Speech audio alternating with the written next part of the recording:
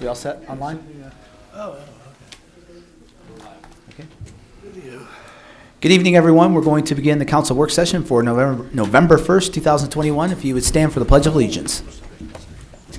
I pledge allegiance to the flag of the United States of America and to the republic for which it stands, one nation, under God, indivisible, with liberty and justice for all. Mr. Thomas, if you would proceed with the agenda.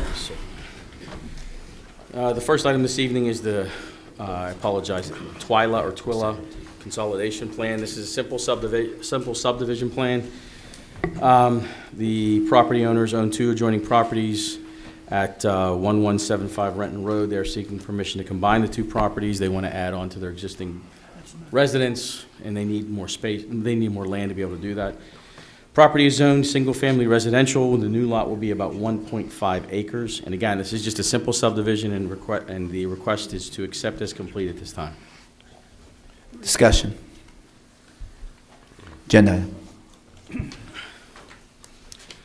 The second item this evening is the 2021 demolition bids. Every year, you know that we go through the process of determining which structures needs to be declared uninhabitable and then going about demolishing them.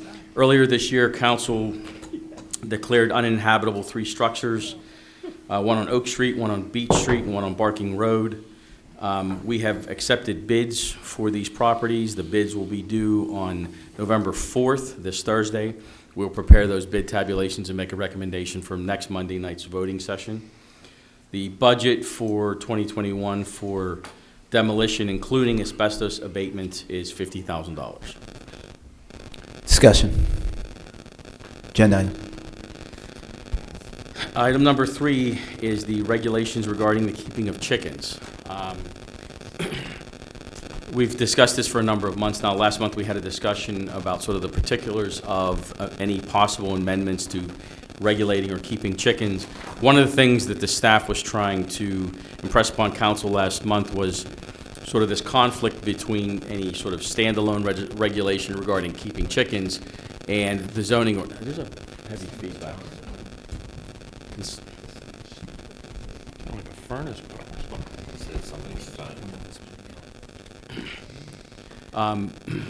One of the concerns that staff had last month was in adopting a standalone regulation that we would have a regulation regulating the keeping of chickens and our zoning ordinance regulating the keeping of chickens. Now, granted, they'd be 2 different uses, but you're still regulating the same use in 2 different ordinances, and we were concerned about conflicts between the 2 ordinances.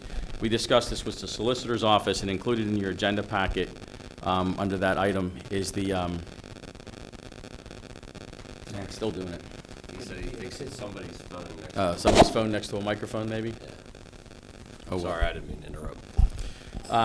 So, in discussing this with the solicitor, it was also the solicitor's opinion that we should regulate this through the zoning ordinance and not through a standalone ordinance. Included in your agenda packet is an ordinance from Hampton Township. Hampton, back in July, recently amended their zoning ordinance to allow for residential chicken keeping.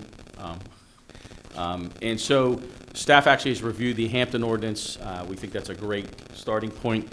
I would ask council to, A, review the Hampton amendment. And so the Hampton amendment has a lot of other zoning amendments to their zoning ordinance. The regulations regarding keeping of chickens is highlighted in yellow, so just focus on those.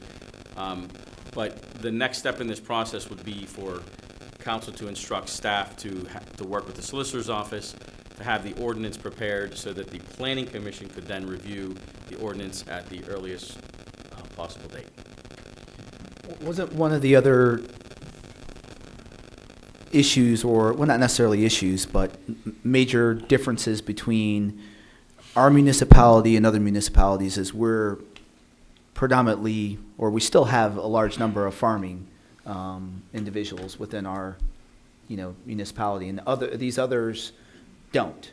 And when you look at areas like, City of Pittsburgh, North Versailles, and other areas, they don't really have a lot of farming activity going on. So what we've allowed for in the zoning ordinance is supporting those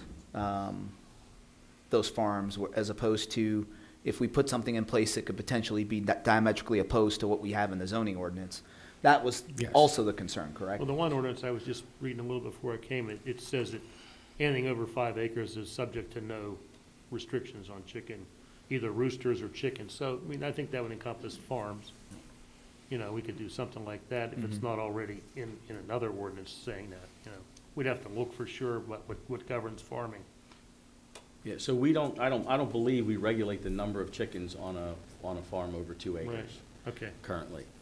So this would be just sort of an overlay for very specific districts and within our zoning ordinance and our residential districts, and select residential districts there where properties, and again, so in the Hampton ordinance, it's 20,000 square feet or greater.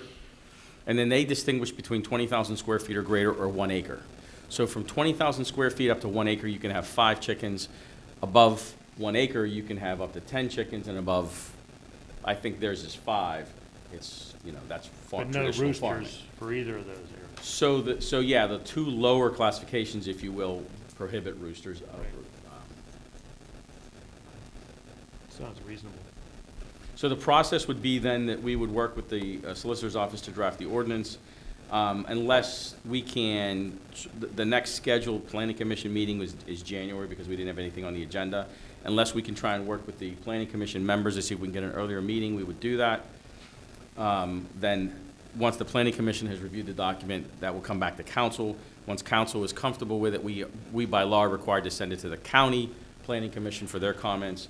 They have 45 days from that date to return any comments. You're not obligated to, you know, to make any changes based on the county's comments. It's just that's a required part of the process under the municipality's planning code. We then would be required to have a public hearing. We're thinking probably somewhere around April, and council would be able to adopt the new ordinance in May. And again, as we've been talking about for a while, staff is also working on some other zoning amendments as well that we'd like to fold into all of this. So we'll which is- include all of those in one ordinance that Change. updates the zoning ordinance. Correct. Through the process, okay. So this won't need to be an agenda item if that's council's direction to move forward. Any other discussion? I would say move forward. Yeah, let's move forward with that. I don't see any no's. Item number 4 is the grant for the O-Block Pond project. In your agenda packets, there is a proposed resolution for a grant, for a $400,000 grant for a FEMA grant for the O-Block Pond project. This is the project to upsize the existing retention pond at Key West Drive and O-Block. And this is the pond that is immediately upstream of the stream on Pine Valley Drive in that sub-watershed. So, when we were talking about grants at the Stormwater Task Force meeting last week, one of the issues that had been raised was relative to having the appropriate justification written into the grant. And we had talked about, you know, trying to gather data from residents with respect to losses that they had incurred. How will the application for this grant be affected by our ability to collect that data? Dave, I know you had a conversation with Sam today about that. Well, I think this FEMA grant that we looked at before sort of got pushed back from the first year we applied, simply because we didn't have the data from Pine Valley Drive of losses. So we did send out a letter to about Right. 30 residents to collect that data, so it should help our application. Now, I was under the impression also that maybe when we had the flooding event, that county came in and collected that data from residents? There was, Can and we we- request that from county? We did use have. that Oh, we data did. in our first application, and And it wasn't good enough? it wasn't good enough. If you need it from my house, I can get it for you. Did they say I know. why that data wasn't Get it? good enough? It's so there's a whole formula for the process, but it's based on a number of different factors: number of homes damaged, the extent to which a home is damaged, and the extent to which the number of those homes that have gone over that threshold of damage, total dollar damage, total number of homes. There's a whole So whatever formula for whatever it. data wasn't present in the county data, we're asking residents to provide that. We're trying to capture additional data, correct? Okay, in order to give the justification that they're Yes. looking for in order to get the grant. Yes. You think the county might have generalized it maybe instead of giving specifics to, like this area had X amount of dollars? It just seems like a So- waste of time to collect the data once again. Right. I know we're collecting It does different seem data, like- but why didn't the county collect the data we needed up front? Like, what, you would think that everyone would know we would use that data. Well, I think the county, they're out during the initial days after the flood. Right. So they're capturing general information. I see. I don't think they had specifics as far as costs are Right. concerned. So it was the fact that the data was more people had no generalizations than it idea at the was time. specific. I see. Correct. Yeah, and if you think about the fact that the county was out, a day or two or three, whatever, even a week later, most of the people didn't know what their total damages were Right. yet. Right, okay. Took me a month to get cleaned up, and I'm sure I was one of the faster ones, How long before we anticipate getting the data? In the next 2 or 3 weeks. Okay. Yeah, the grant application is due mid to late November. So is this the same grant that we were discussing or a different one? It's the same, the FEMA grant, the same one with Okay, that additional we had data. originally, okay, all right. Yes. It's not even- okay. Any other discussion? Is the only place you need the information is from the Pine Valley? Yes. Yeah, because that's the place Okay. directly impacted No, by I the just wanted to make project. sure I could get mine if you need it, but if it's just that one area, then we don't have to worry about it. So is this something we have to put on the Yes, agenda to vote? the resolution, yes. Okay, all right. Any other discussion? Agenda item. Item number 5 is, so in your agenda packets there, under the planning tab, there is a series of drawings. So in 2019, there was a lot line revision that was done between Dominion Peoples and the Ferguson family. There was some inability, there was a problem getting the land development approved, or recorded with the county. And so in 2021, council reapproved that, and we've done that a few times. We do that 3 or 4 times a year. The applicant was finally able to go back and get it recorded. However, there seems to have, for some reason, when they went to get it recorded, they included the signature page of the drawing that council signs, but the backup drawings that were associated with that signature page were the incorrect ones. The county real estate office flagged it and said, you can't record this because the recording doesn't match the deed. The drawing doesn't match the deed. So they apparently had printed out his engineer had printed out the wrong drawing when they went down to have it recorded at the county. So we have to have it reapproved again for a 3rd time. And I will work with Bruce on exactly how we need to word that motion, because what council approved has not changed. It was just what they submitted to the county was the wrong backup document, if you will. Any discussion? Agenda item. Item number 6 is also a grant resolution. This is a CDBG grant for 2022 for $90,000 to demolish structures next year. Due to some changes in CDBG funding requirements or regulations, we've never been able to actually apply for CDBG funding for this specific type of project. But for 2022, we can. So we'd like to, so we have included in your agenda packet as a resolution for a $90,000 grant for 2022. Discussion. Agenda item. Item number 7, in your agenda packets, we have 2 police officer cost of living adjustments, and we pretty much do these every month now. Okay, sounds easy. Discussion. 2 agenda items.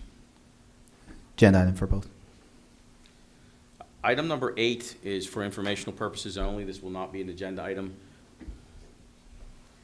Okay.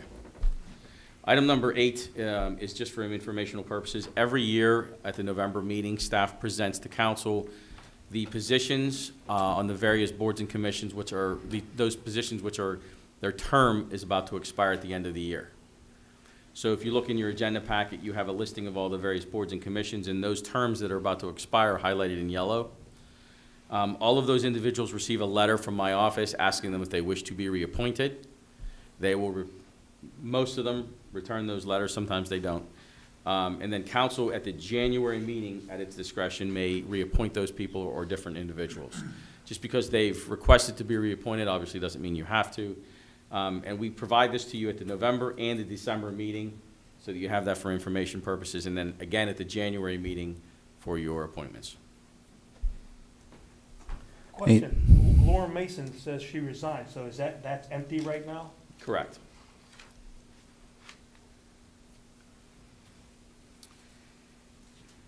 So item number 9 is an executive session item. Item number 10, Mr. Odom, you had asked to place that on the agenda. Yes, so we actually had a meeting that a number of us attended to discuss the impact to residents with respect to the injection well, predominantly those residents that have drinking water. The meeting that we had was, when was that, Paul? I'm losing my days. Last Thursday. Last Thursday, down at the community center, and we just invited residents to attend that may have been or felt that they may be affected by the injection well, the operations, or the adverse effect of the operations on their drinking water. We invited both Frac Tracker Alliance and Protect PT to the meeting, who provided a lot of really good informational resources to residents who were present. They provided us with a timeline, which obviously many of us on council were familiar with, relative to how the injection well came to pass in Plum, and then also a number of the issues relative to water supply complaints related to violations that had been addressed based on Penteco's operation of the injection well. 2 residents to date have had their water and the creek tested in close proximity to their residences. One was, both were conducted by Duquesne University. One was done in September, at least the report was provided back in September, and the other in July. And there are some issues relative to chemicals based on the results of those 2 studies by Duquesne University. So we've asked those residents to report that to the DEP. Both of the representatives that we had from Frac Tracker Alliance and Protect PT had indicated that they're very, very reluctant to rely on the DEP to actually enforce a number of the actions that they're required to enforce based on, when there's violations of these types of operations. And that was a little disconcerting, I think, to all of us. So there were a number of things that we decided to do just as a community as far as actions or next steps. There were 5 specific things. The first one was trying to develop some type of informational resource for residents to go to when there's issues associated with the injection well, whether it's their operating hours, and that's something we have to look into a little bit more based on the permit that DEP is issued to them. Whether it's concerns with their drinking water, whether it's concerns with the quality of the air that they believe they may be breathing due to some of the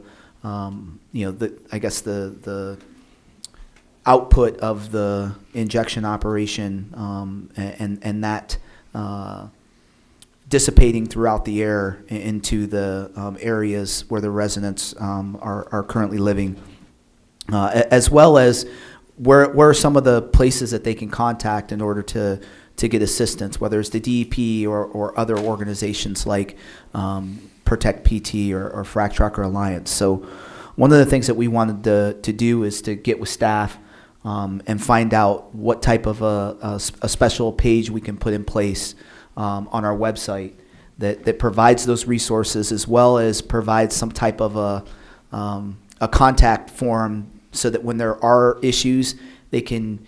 We didn't know if it was best for them to just report those into the regular tracking system that we have today. Maybe that is the way we want to do it, but we're trying to figure out how can we quickly get attention to issues regarding the operation of the injection well, whether it's calling, what is it, Ben Wallace?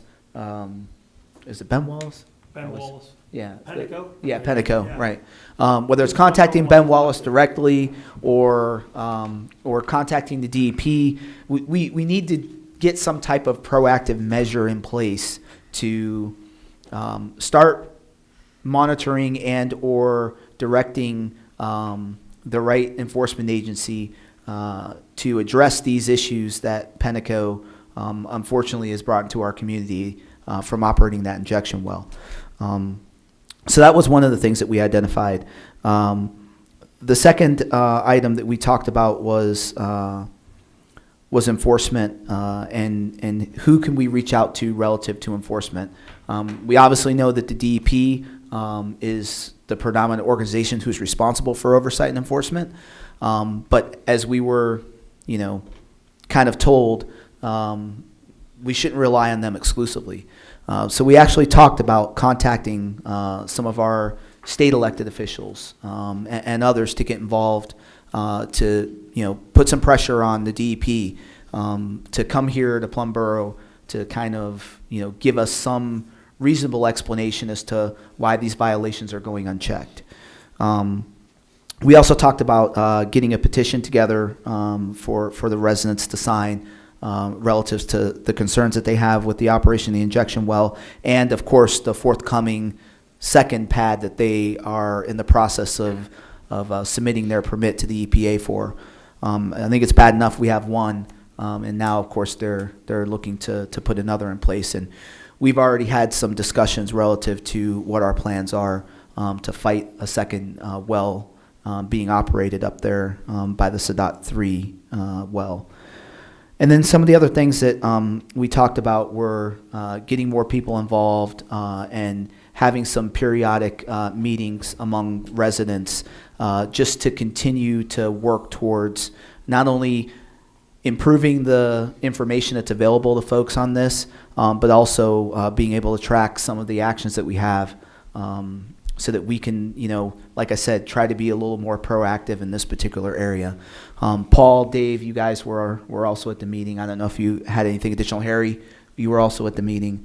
If you guys have anything additional to speak in that regard, I wanted to give you the opportunity to do so. The only thing that I took away from it, there's a lot more going on down there than we were ever made aware of. There were probably about 15 residents that showed up, and they all sort of had the same thing, that the truck traffic's coming in all times of the day and night. Due to the weather, like it has been this weekend, they're having issues with the air quality. So we advise them, don't just, state it's your well water you're concerned with. It's way of life, well water, and air. Right. And to maybe not put everything out in the social media or the newspapers, because if there's a lawsuit that comes up, they'll go back and they'll go through everything and look at it. So we try to advise them, keep the DEP, keep us in the loop. Let's get like a regular meeting schedule maybe, and go from there. The one guy that really impressed me was the gentleman whose Bob. his business has been in hauling gasoline all his life, and he's worked closely with the oil businesses because of that. He said, I never thought I'd be saying this, he said, but they're ruining our neighborhood. He said he has farm directly below them, I believe. Mm-hmm. Down the hill a little bit, but he said at night, it's like the smell from this, when they pump all the chemicals in the injection well, they have to have a vent, and it's vented out into the atmosphere. He said it's like a mist. And that mist then sinks down into if there's no wind to blow it away, especially I would imagine on a hot, humid evening, it sinks down into the valley. And he said, you can smell everything they're putting down in there because everything they're injecting, because it now comes down. He said, what's that doing to our lungs? He said, I got grandkids down here now. And that was really what swayed him, I think. So he was he made an impression on me with how he's changed completely his train of thought. So, and for him to admit that, a gentleman that's been in this business, all of his livelihood, it sounds like, that was pretty important for me to hear. He was really upset about it, and You know, it's a real issue, you know, the stuff that was said before, there's no BS about it. It's an issue, you know, the quality of life is being affected by this. So we have to do whatever we can to limit the hours of operation and the, you know, the weight of the trucks, because he swears that, I mean, this is a man who hauls that stuff, so he said, I can see them going up there. He said that they have to be overloaded. He said, when you watch a truck turn, and I know exactly what he's talking about, it's overweight. He said the frame creaks, everything creaks. He said they're doing a lot of creaking up there. He said, you know, it's not good. He doesn't have any faith in them hauling what they're supposed to haul. So, I mean, who knows? That might just be his wishful thinking on his part, but we have to be able to monitor that, because that poses a hazard too. So, you know, wintertime's coming. They weren't hauling up there last winter. You know, when they come down off that hill, those trailers are empty, and they're not, there's good and bad about empty and loaded in the snow, but when you're empty coming down a hill like that, and that hill isn't taken care of the best because it is a state road, our guys, I would sure get there, but not as good as they get the plans right away. I know years ago, I used to haul down there, and that hill was a skating rink back then. You know, you get down in the morning with an empty truck, and it's a challenge. So hopefully nobody gets hurt. You know, it could be a problem. Well, one of the things, what am I contacting the county concerning air quality? I mean, that's what they do. They have. Yeah. Oh, they have? Mhm. Okay. Yep. Yeah, county's been contacted, and they've contacted the DEP, but like I said, they don't tend to be moving very quickly, which is kind of the same evidence we see with respect to the permits we've, you know, requested for the 2 long-term projects for stormwater management. Yeah. And another thing, the people that tested that water, that was Duquesne, they're highly respected and everything. Yep. The DEP doesn't use them. And the DEP only goes by their findings. They don't go by everybody else's, they go by what they find. So, you know, that's another issue that hopefully doesn't rear its ugly head.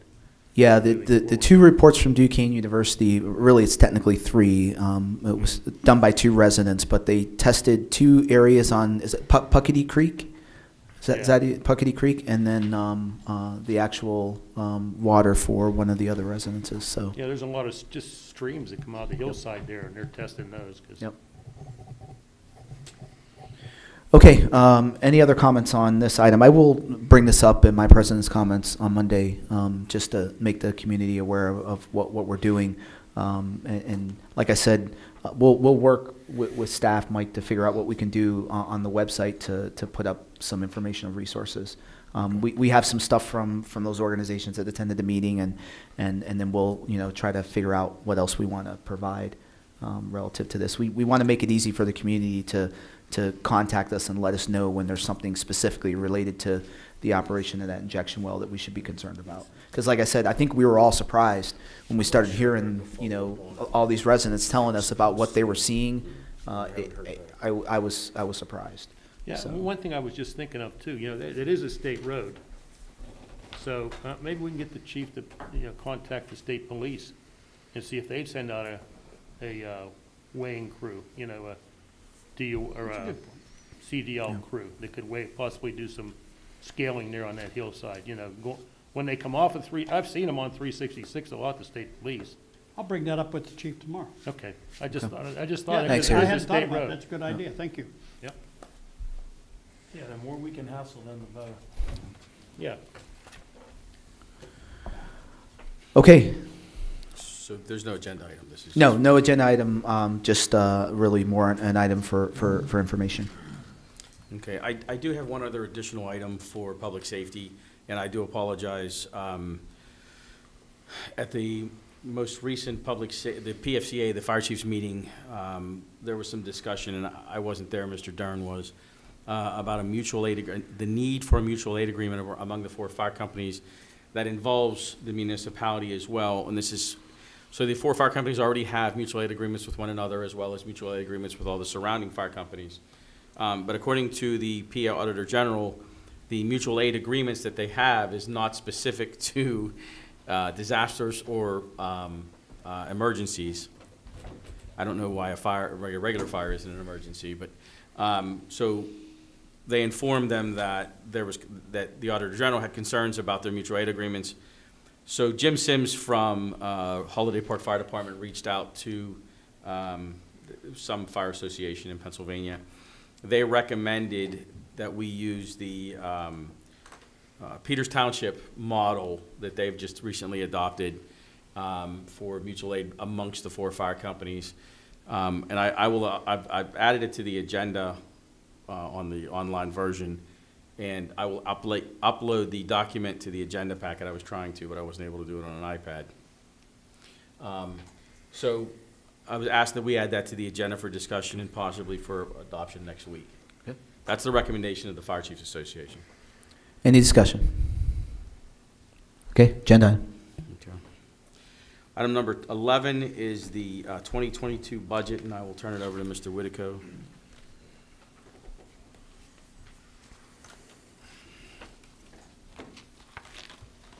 Evening. Hi, Mike. Hey, Mike. All of you should have the 2022 proposed budget. Want to thank department heads first, Borough Manager and the Finance Committee. We met last week with the Finance Committee and made some changes to basically get, present to you guys a balanced budget across the board. So the entire proposed budget is $19.6 million. That includes all funds. This represents only a $186,000 increase over the approved 2021 budget. Some of the major assumptions within the 2022 budget is there is no proposed real estate tax increase built into the budget. Current mills are 4.78 mills. The last time they were increased was in 2017, and that was a 1 mil increase. We've been notified that our healthcare costs will be or will remain the same as 2021, which is great news. We're budgeting for insurance costs to increase by 2%, fuel costs to go up by 4%. Hopefully that's in line with what the futures are telling us. And workers' compensation coverage, we're budgeting to increase 5%. We also have 2 new positions inherent within the budget. Community development, we'll be hiring a clerical position, hopefully around the second quarter, 2022, and also hiring a public works director about the same time. We're also budgeting for the retirement of 2 police officers, one early in the year and one probably during the fourth quarter. Our largest fund is the general fund, of course. We're proposing within this budget to make a transfer of fund balance out of the general fund before the end of 2021. Street improvement, $150,000. Debt service, $900,000. And capital improvement, $725,000. That's $1.775 million coming out of the general fund balance, and into those 3 funds. Just a real quick overview of the general fund. Total revenues, almost $14.1 million. Expenditures, a little over $14.1 million. The annual deficit is $103,443,000. We plan on balancing that through the assigned fund balance. A few years ago, council assigned $185,000 for compensated absences. So with the retirement of a few police officers, we need to basically buy back their comp bank, sick bank, vacation banks. So that is really what's causing the deficit next year. So we're going to use some of those assigned fund balances to balance the general fund in 2022. 81% of the revenues in the general fund are made up of 3 sources. Real estate taxes, about 33%, income taxes, 32.4%, and our sanitation fees, 16.1%. 76% of our expenditures come from 3 departments. Our largest is public safety, which is the police department, almost 41% of the budget. Public works, 20.3%, and sanitation, 14.6%. As I mentioned earlier, total budgeted revenues are almost $14.1 million. That's an increase of about $366,000 or 2.7% when compared to the 2021 approved budget. Total real estate tax revenues are budgeted a little over $4.6 million. That's a 5.2% increase over 2021. Local enabling taxes, which is D transfer tax, earned income tax, and local services tax, is budgeted at $4.84 million. Licenses and permits are budgeted at about $778,000. The two largest items are cable TV franchise fees, a little over $580,000, and building permits, almost $110,000. Intergovernmental revenues, almost $1.4 million, predominantly made up of three sources. Our state pension fund aid from the state, $456,000. Our RAD tax dollars, which is the additional 1% sales tax that we pay for living in Allegheny County, $685,000, and contracted snow removal, $107,000. We also collect sanitation fees of $2.27 million. Total budgeted expenditures, almost $1.42 million, which is an increase of $399,000, or only 2.9%. It's a pretty small increase considering the size of our general fund. Just to go over a few things within each of our departments, the administrative department's increasing about 1.9%. Total budget of $1.28 million. It's only a 24% increase. That's pretty good for the year. Our property tax budget office, real estate tax collector's office, budget is a little over $110,000. That's an increase of almost 30% over last year, and it's predominantly made up of one item. We're proposing to purchase a new real estate tax software that would be maintained with our current financial package. That's about $26,000. Our IT department is going to be increasing about 9% at $20,000. The main increase is for costs associated with contract maintenance and the purchase of some new computer equipment. The borough building costs, which is just not this borough building, it's multiple buildings, it's increasing by about $21,000 or 5.4%. Insurance is pretty much all charged to that department. It's increasing by about $14,000. And then we also have a new building that we're going to be taking care of next year. It's the library. So currently, we don't have a lot of track record or historical costs associated with the maintenance of that building. We're budgeting a little over $14,000 for 2022. Our largest department, as I mentioned earlier, is the police department, 41% of the general fund budget. Expenditures of almost $5.8 million, but it's only a 1.2% increase over 2021. As mentioned earlier, we're budgeting for 2 retirements at the police department, one around February, one during the month of November.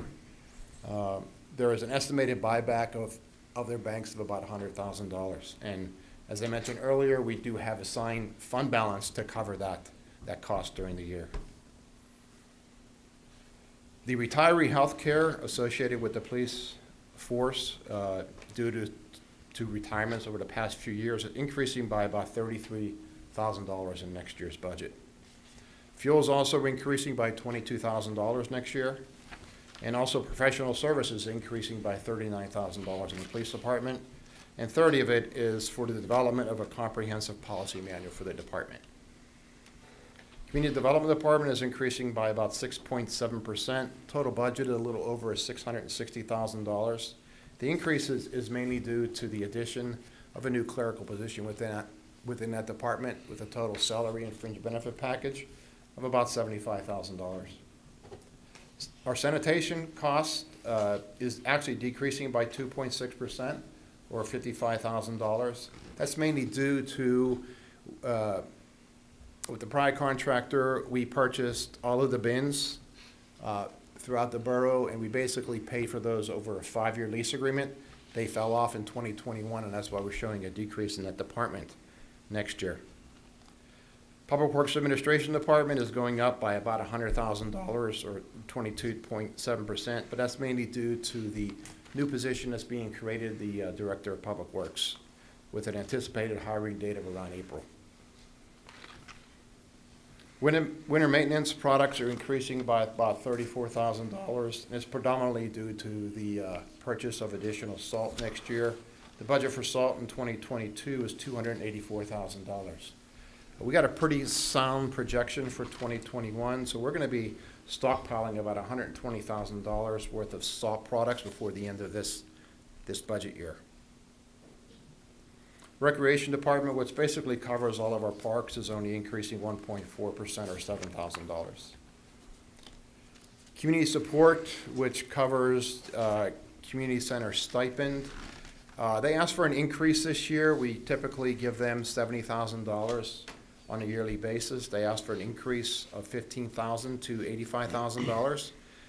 Finance Committee recommends increasing that from $70,000 to $85,000 during 2022. We give about $96,000 to the library throughout the year for quarterly payments. And the three largest community activities that we provide to the borough residents: Summerfest, around $22,000, Fall Fest, $4,000, and Winterfest, $14,000. As I mentioned earlier, as part of this budget presentation and approval, there were the three transfers that we're recommending before the end of this budget year: street improvement, $150,000, debt service fund, $900,000, capital improvement fund, $725,000. So I'm going to cover all the other funds very quickly. First is the fire fund. Total revenues generated for the year are almost $750,000, predominantly made up of two funding sources: real estate tax revenues, $594,000, and foreign fire insurance proceeds that we get from the state, $135,000. Expenditures for the year are $684,000. Loan payments for three pieces of fire apparatus, $152,000 for the year. Municipal contributions spread evenly to all four fire departments, almost $166,000. And the revenues that we get for foreign fire insurance goes right back out to the fire departments equally. That's $135,000 split four ways. Street improvement revenues, $546,000, all generated by our real estate taxes. Budgeting $689,000 for expenditures, predominantly made up of two expenditures: road construction, which is our paving program, part of which is funded out of this fund, $230,000. And we also allocate public works staff's time and fringe benefits to this fund, about $353,000. We're using approximately $143,000 out of the street improvement fund balance to balance the budget next year. Flood mitigation, revenue $711,000, expenditures $717,000. We also allocate public works time to this fund, $364,000. We buy about $175,000 of materials and supplies also out of this, and about $110,000 is expended towards engineering for stormwater projects. EMS fund, we typically give them about $500,000 of our real estate tax collections. Next year, $460,000 will be given directly to EMS. That's an increase of about $45,000, and that increase is due to the fact that we funded three capital purchases that had a 5-year lease purchase agreement. The final payments were made in 2021, so we're giving them the difference in their stipend next year. Debt service fund, about $1.13 million in bond debt service next year. Funded through real estate taxes, $674,000. There's also a transfer from other funds of $67,000. All these expenditures are from our general obligated bonds.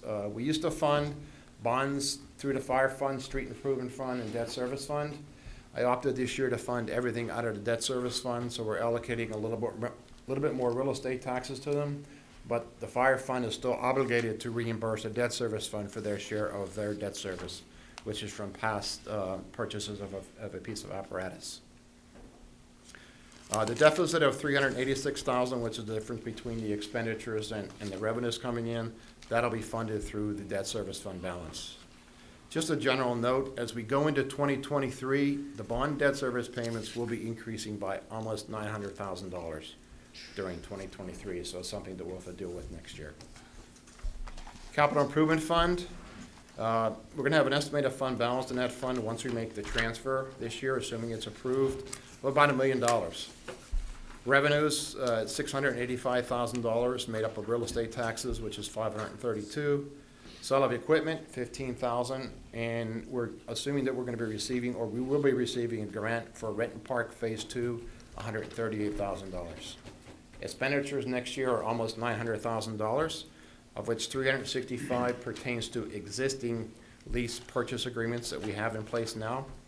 We're also planning on expending $258,000 in new capital lease purchase items, 3 vehicles for the police department, a Ford F-150 for Public Works, an excavator, a single axle Peterbilt, a jet vac, and a Ventrax mower. There'll also be an outright purchase for something called track mats for crossing roads, 10,000. Rent and Park Phase 2 improvements, 188,000. As I mentioned earlier, we have a grant for 138. And we're also budgeting for library HVAC improvements of around $50,000 next year. The last fund is liquid fuels, state liquid fuel funding. We've been told that we're going to get about $779,000 in 2022. That's down from $791,000 in 2021. The high point was probably 2 or 3 years ago, about $856,000. It's all driven by the amount of fuel that we buy and the amount of miles that we drive in the state of Pennsylvania. So due to the fact of the pandemic, a lot less fuel was purchased, therefore it's reflected in the amount of money that we're getting in 2022. Total expenditures are $776,000, all of which is for the annual resurfacing program. So when you take this portion plus the street improvement of $230, we'll be going out to bid for about $1 million road surfacing project next year. If there's any questions, yes. Thank you, Mike. I know you guys met last week, and I mentioned this. I'd like to see some kind of a stipend increase to the fire departments. They've been under the same, I know we discussed this, they've been under the same contract for the past 4 or 5 years. And we're waiting to do, if we can move forward with the fire study before we do anything permanent. But they still need a little bit extra. So I'd like to see that stipend increased. Right now, if I'm looking at it right, it's staying the same as it was last year, 165.5. That's correct. If we could maybe work on increasing that some? It's actually been like that for the past few years. Right. The I exact. thought we Yeah, were they're- gonna hold they're off till still- after the equipment. That's what he said. He said pending the study. Oh, I didn't hear, I'm sorry. From, yeah. They're under the same agreement because it's done, the Right. year. So we asked them to stick with this until we do the fire study. And they said that they'd be fine with that. They want something in writing. And I talked to Mr. Thomas, we can do that. But also, they're still hurting from everything with all the COVID shutdown. So, they're asking if we can maybe come up with a little bit of a stipend increase in the interim before they sign a new contract. When did they sign the new contract? We're not gonna have them sign. Until one. after the study, right? Okay, good. So- Yeah, so- that's So fine. what we're doing is they're gonna continue under the current contract. Right. And that. With the that- existing stipend until Right. we come So through I the would study like and. to- I would like to increase their stipend a little bit until we get the new contract, which may be 6 or 7 months. By the time he brings the fire apparatus study back next month, and then we okay everything, depending on who's here after the election tomorrow, that goes there. But, I would like to see presently added into the budget before we do the new contract to give them a little bit more, Right, so it's there. yeah. So how much are we talking? Yeah, we have a dollar number.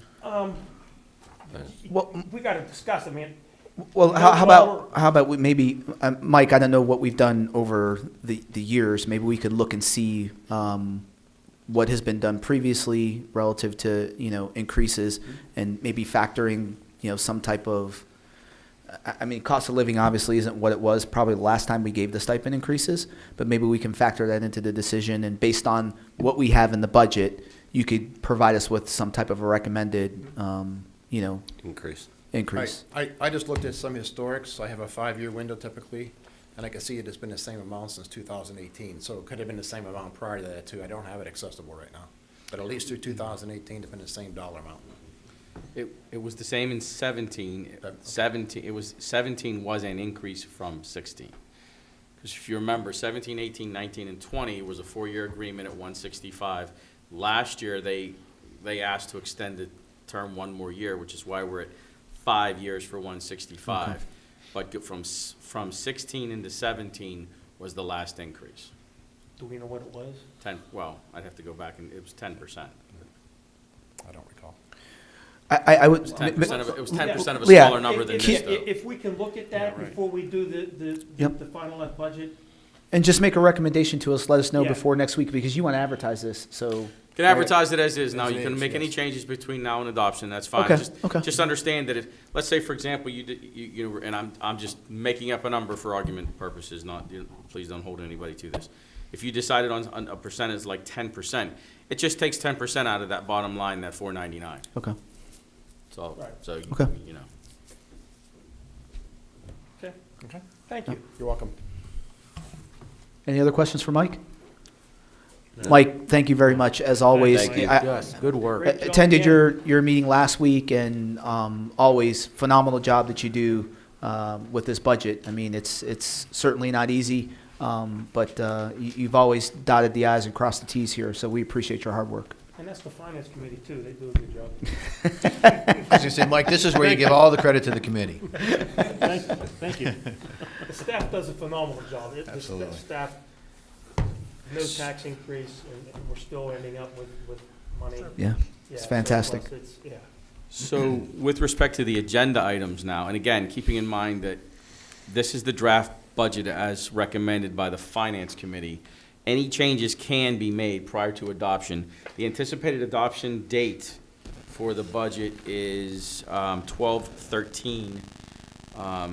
And we will not need a special budget adoption meeting this year because the timing works for us. But just to reiterate everything, so what has to happen, council has to authorize next week an advertisement of this proposed budget. We put together a summary advertisement for the budget, not the whole budget.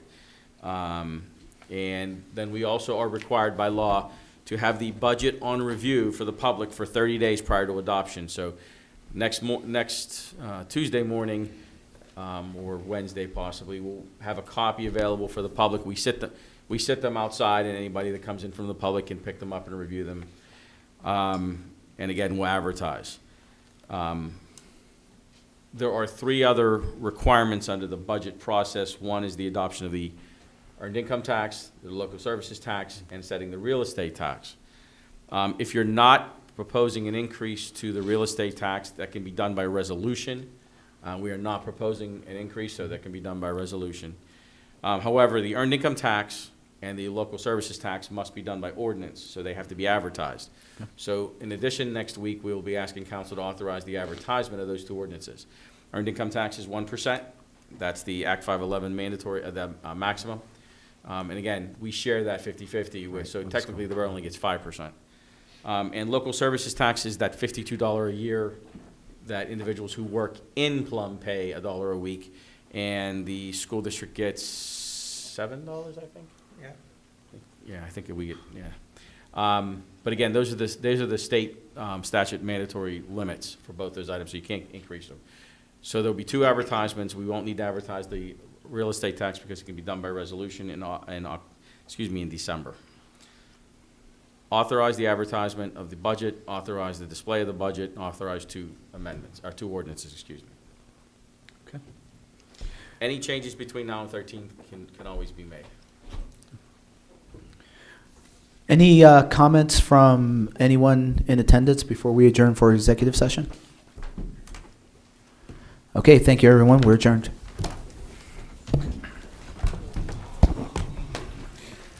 Did you,